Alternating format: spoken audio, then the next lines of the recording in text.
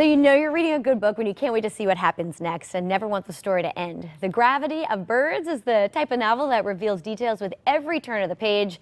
It's part love story, it's part art, world mystery about two sisters whose lives are changed forever.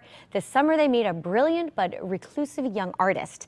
This is Tracy Guzeman's debut novel. She is here on Connecticut Style. Nice to have you here, Tracy. Thank you. Nice to be here. So you're an author. You've done short fiction stories before. Yes. What made you kind of change and write a full-blown novel?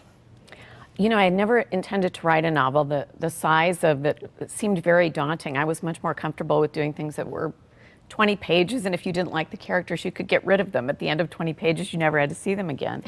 But I had two short stories that I just couldn't finish. I'd been working on them for a long time. One was the story of two sisters and how their relationship changes when one is forced to become the caregiver for the other.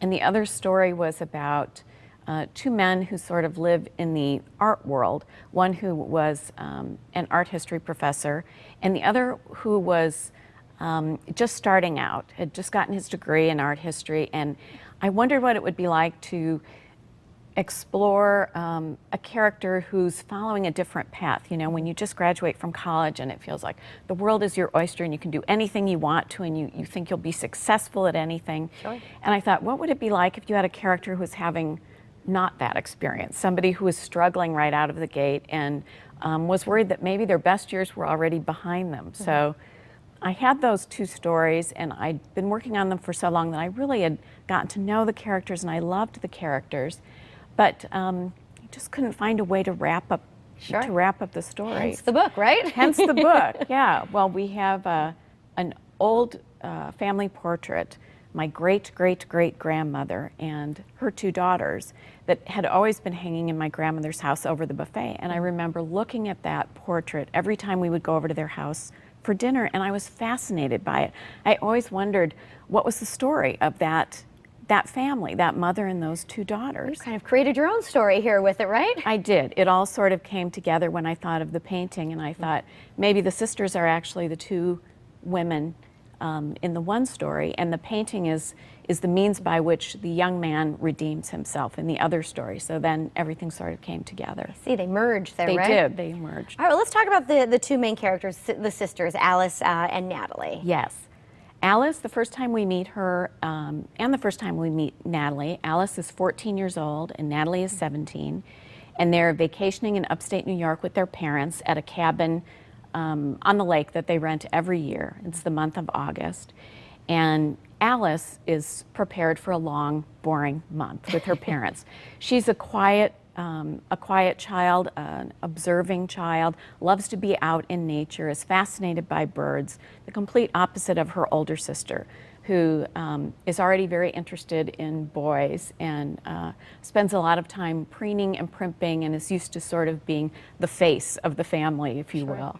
And this summer, something very unexpected happens, and somebody unknown to them moves in next door. And it's a young artist who's about 28 years old, already extremely talented and extremely gifted, but you can tell that he's going to cause... He's going to shake things up, isn't he? Shake things up, right. Now, are any of these characters based on people you know, or do you see yourself in any of them?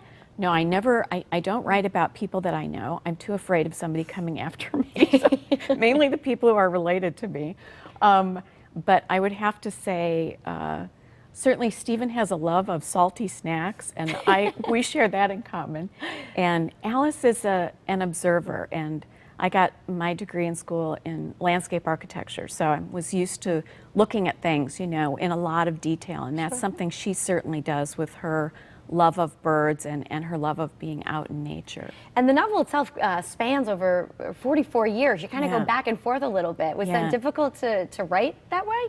It was. I thought the whole process would be very organic and I could just write it from beginning to end with no problem, but I got about 130 pages in and realized I needed a spreadsheet to keep track of how old people were and what was going on with them. So it was challenging, but what happens to the characters when they're quite young impacts them for their entire lives. So that's why the novel sort of moves back and forth. So you see Alice at different stages of her life and see how what has happened has changed her and made her into the person that she is near the end of the book. Very interesting. I'm intrigued. Tracy, what's next for you?